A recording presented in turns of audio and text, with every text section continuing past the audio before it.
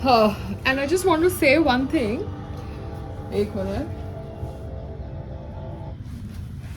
मैं योगा कर रही थी इसलिए मुझे एक बात बोलनी है कि संग्राम ने मुझे वो सरोगसी वाली डॉक्टर से बात क्यों करवाई। वो सरोगसी वाली डॉक्टर मुझे मेडिकल वो क्यों बोल रही है। अरे इस देश के अंदर नकली कागज़ तो बनते हैं ना, इसमें इतनी क्या बड़ी बात है। मतलब मुझे क्यों इन्वॉल्व कर रहे हो, क्योंकि आपको लगा मैं वीडियो बनाऊंगी उसके ऊपर।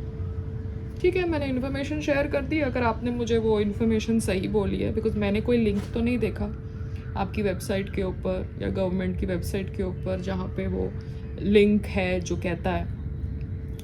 क्योंकि देखो संग्राम का आधार कार्ड और एड्रेस हरियाणा का था, बट हमारी शादी हुई उसके पहले उसका पासपोर्ट ये एड्रेस पे हो गया, पर्ल हाइट के एड्रेस पे, as address in the passport address change हो गया। और ये घर उसके नाम पे नहीं है, ना इलेक्ट्रिसिटी बिल उसके नाम पे है, ना प्रॉपर्टी टैक्स उसके नाम पे आता है, ना वो जॉइंट ओनर है। बट उसके पासपोर्ट में ये एड्रेस है और ये एड्रेस उसके पासपोर्ट में हमारी शादी के पहले से है। तो इतनी क्या बड़ी बात है यार, इस देश के अंदर कागज़ तो बनते हैं ना। अब संग्राम ने अपना कोई इन्फ्लुएंस यूज़ किया या क्या यूज़ किया मुझे नहीं पता, मगर जब इलेक्ट्रिसिटी बिल उसके नाम पे नहीं है, घर उसके नाम पे नहीं है, प्रॉपर्टी टैक्स उसके नाम पे नहीं आ रहा। क्योंकि ये सब चीज़ें मैंने समझी जब मैं कंपनी फॉर्म कर रही थी। कौन सी कंपनी? ये हेल्दी हसल प्राइवेट लिमिटेड। तो जब हेल्दी हसल प्राइवेट लिमिटेड में फॉर्म कर रही थी, मैंने समझा कि क्या क्या पेपर्स रिक्वायर्ड है कंपनी बनाने के लिए, जीएसटी लेने के लिए अपने रेजिडेंशियल एड्रेस से। तो मैंने ये सब समझा, पहले तो मुझे भी नहीं पता था। मुझे बोला गया था कि बैंक अकाउंट में पर्ल हाइट्स का एड्रेस है संग्राम का, तो वो बैंक अकाउंट के कागज़ के बेसिस से उसका पासपोर्ट पे एड्रेस अपडेट हो सकता है हरियाणा के एड्रेस से बॉम्बे का एड्रेस। तो मतलब आप कोई भी स्टेट में जाओ भारत के अंदर एज एन इंडियन सिटीज़न, आपका परमानेंट एड्रेस गुजरात का हो या हरियाणा का हो, मगर कोई दूसरे स्टेट में जाओ और आप वहाँ पर रेंट पे भी घर लो, और वो रेंट पे जब आप घर लो तब आप बैंक अकाउंट खोलो उस रेंट के एड्रेस से, तो उस बैंक अकाउंट से आप अपना पासपोर्ट का परमानेंट एड्रेस चेंज कर सकते हैं। मतलब how can you do that? But Sangram is done it. So it's not as if he is at fault, because उसको तो कानून पता नहीं होता ना, वो तो सो कॉल्ड सिंपल इंसान है। But this is how the system works. तो फिर आप रोहिंग्यानास को क्यों टारगेट कर रहे हो भैया, कि वो लोग अपना एड्रेस दे रहे हैं किधर उधर का और अपना आधार कार्ड बना रहे भारत के अंदर। भारत के अंदर it is a system which is fucked up and that system needs to be amended. Waqf को आपने अमेंड किया, अब कांग्रेस वाले उसके ऊपर टाइम पास करेंगे, टीएमसी वाले उसके ऊपर टाइम पास करेंगे, बिकॉज सबको न्यूज़ में आना है, सबको एएनआई चाहिए अपने मुंह के ऊपर, सो दैट सबको पब्लिसिटी मिले, सबका करियर मूव हो। तो जो चीज़ अच्छी है उसके लिए भी वो लोग अपोज करेंगे, अगर वो चीज़ बुरी है तो अपने आप फिर वापस ले ली जाएगी। मगर अगर वो चीज़ अच्छी है तो फिर वो एग्जीक्यूट होगी, बात ही ख़त्म हो जाती है ना। आप अगर वायलेंस करेंगे जैसे आपने वेस्ट बंगाल में मुर्शिदाबाद में किया, तो आपको जेल होगी। अब कोई कह रहा है कि बीएसएफ ने बॉर्डर खोल दिया, कोई टीएमसी का लीडर, मुझे नहीं पता ये सब, ये तो मैं पढ़ रही हूँ। तो बीएसएफ के जो हेड है उसके पास कंट्रोल है बॉर्डर का, तो बॉर्डर कैसे खोल दिया। बट आप लोग रोहिंग्यानास को टारगेट करते हैं कि रोहिंग्यानास को आधार कार्ड बना के दिया जा रहा है, उसको दिल्ली में बसाया जा रहा है, उसको कश्मीर में बसाया जा रहा है, उसको यहाँ बसाया जा रहा है। रोहिंग्यानास को आधार कार्ड आप दे रहे हो, मगर आपका सिस्टम फक्ड अप है ना, इसलिए वो लोग आधार कार्ड बना रहे हैं हर जगह। गरीब इंसान अपनी सेटिंग से, अमीर इंसान अपनी सेटिंग से, पब्लिक पर्सन अपनी सेटिंग से, सेलिब्रिटी अपनी सेटिंग से, सभी तो अपने हिसाब से अपने कागज़ बना रहे हैं इस देश के अंदर। तो बाय द वे वो कॉमेडियन के कागज़ अगर गुम गए थे 2002 के राइट्स में, तो नए कागज़ बना लेता यार, उसके पास प्रूफ ऑफ रेजिडेंस तो था ना। मगर उसकी भी जो कंट्रोवर्सी थी अमित शाह को टारगेट करने के लिए गुजरात राइट्स के नाम पे, वो भी एक पब्लिसिटी स्टंट था। मैंने हरदम बोला है कि it was a publicity stunt, do you understand? वरना इतना मूवमेंट नहीं की जाती किसी को ट्रेंड करने के लिए या किसी को स्टार बनाने के लिए। Do understand? वो उन्हीं का आदमी था। जस्ट लाइक रणवीर अलाहाबादिया उन्हीं का आदमी है, अब उन्हीं का आदमी है, उसके अंदर तुमने एरोगेंस कूट दिया, उसका स्क्रिप्ट बना दिया ऐसा, उसका ये कर दिया, उसने माँ बाप को टारगेट कर दिया, उसके ऊपर केस हो गया, फलाना फलाना फलाना। तो अगर आप अपने संयम में नहीं रहेंगे तो कोई भी आपको फंसाएगा केस के अंदर, बिकॉज इस देश के अंदर लॉज ही क्लियर नहीं है। अभी रेजिडेंशियल प्रॉपर्टी से मेरे फादर कह रहे हैं कि आपने अगर कंपनी खोली है तो म्यूनसिपल टैक्स बढ़ता है, बट भैया रेजिडेंशियल एड्रेस से बिल्डिंग और फैक्ट्री का टेम्प्रेरी मानसून शेड मिल रहा है। टेम्प्रेरी मानसून शेड के कागज़ के ऊपर 4 कॉलम्स है टिक मार्क करने के लिए, रेजिडेंशियल, कमर्शियल एंड रेजिडेंशियल। तो एम्बिग्विटी है लॉस के अंदर। तो Congress, okay, I like the way Rahul Gandhi's videos are uploaded on Instagram and everything, but what the fuck was going on in this country since so many years? एक educated इंसान अगर ऐसे laws को देख रहा था और ऐसे लॉज के आधार पर केसेस फाइल किए जा रहे थे लोगों के ऊपर, तो दिस इज रॉन्ग, नो। क्योंकि मैंने तो संग्राम को बोल दिया है कि भैया मुझे मेरे रेजिडेंशियल एड्रेस से कोई भी कंपनी रजिस्टर्ड नहीं चाहिए। You please change the address of the 3 companies to some office address. मेरे घर के एड्रेस से, रेजिडेंशियल एड्रेस से मुझे कंपनीज नहीं चाहिए। अब वो फिगर आउट कर रहा है कि उसको ऑफिस लेना है, क्योंकि रेनोवेशन करने के लिए हमको कहीं ना कहीं तो सामान मूव करना पड़ेगा।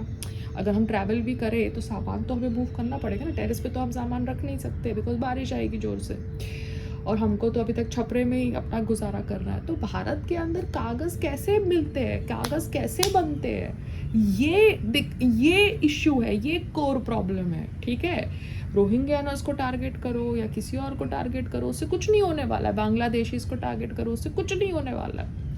वाकफ के नाम पे आप लोग एक दूसरे का मर्डर करोगे तो आप लोग जेल में जाओगे, आपकी पूरी पीढ़ियाँ जेल में निकलेगी।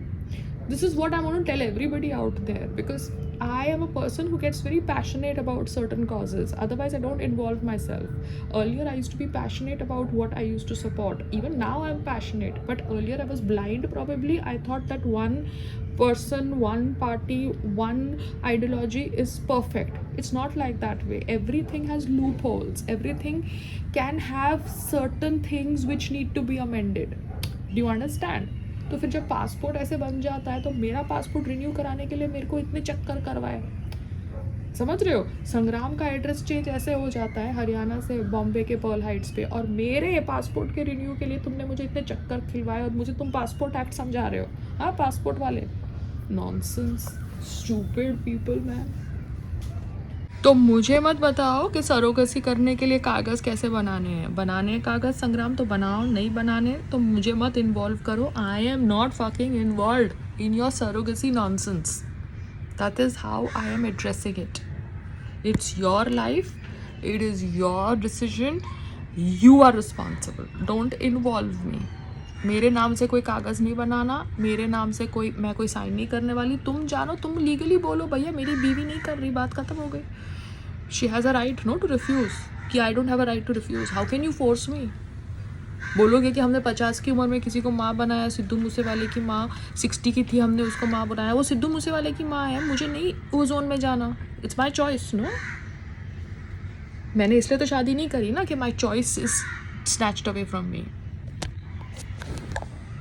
और मुझे नहीं पता वो स्वीटी बूरा और उसके हस्बैंड के साथ क्या हो रहा है, ठीक है। All I know is they were keen on joining politics, and I think the husband is with BJP and the wife is not with BJP, but I have no idea their internal matter.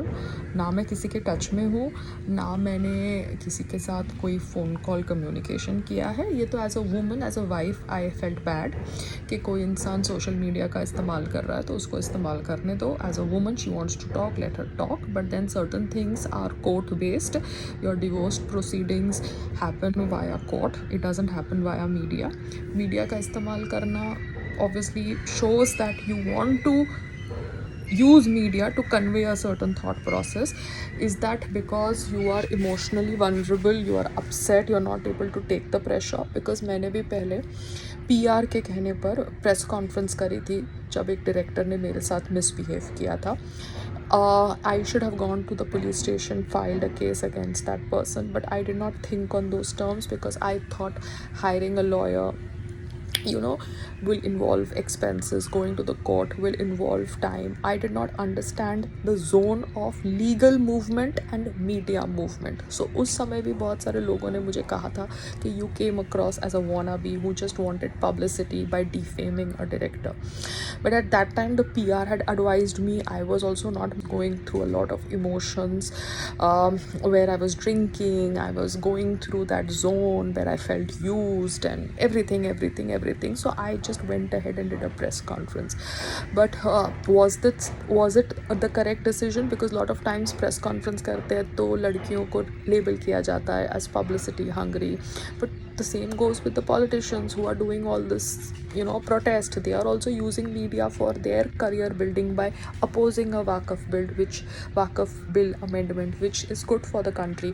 आपने अगर 4 बजे तक argue किया है, मतलब आपने movement करी है पास करने के लिए. आपको अगर कॉन्ट्राडिक्ट करना है वो वाकफ अमेंडमेंट बिल को, तो आप सामने कोर्ट में जाते ना. ये ड्रामा रोड पे करने से मीडिया के साथ क्या मिलने वाला है? You are just coming across as idiots.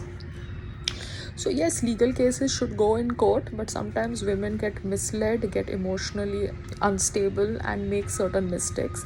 अभी उनका जो हस्बैंड है वो नरेंद्र मोदी जी के साथ बहुत फोटोग्राफ्स पोस्ट करते हैं बिकॉज वो बीजेपी से हैं. Narendra Modi ji is an ideal prime minister when it comes to lot of things that has happened in his tenure as a prime minister, but then he has also left his wife. It's not as if he has terminated the marriage. Now that's again something which is their personal life, but because he's a public figure, it becomes an example to other men who kind of get inspired by him. सारे आदमी अपनी औरतों को छोड़ने के लिए, divorce करने के लिए इंस्पायर होते हैं बिकॉज नरेंद्र मोदी जी का वो एक छवि है. So we don't know the reality of two people. So I am not on anybody's side, not on the wife's side, not on the husband's side. I am just saying that if a woman wants to use social media to convey her feelings, to convey her emotions, let her use. Don't judge her by that. But using media and doing press conference is not going to get you a divorce. You need to go to the court and get a divorce. या कागज़ को कागज़ ही nullify कर सकता है. Have a great day.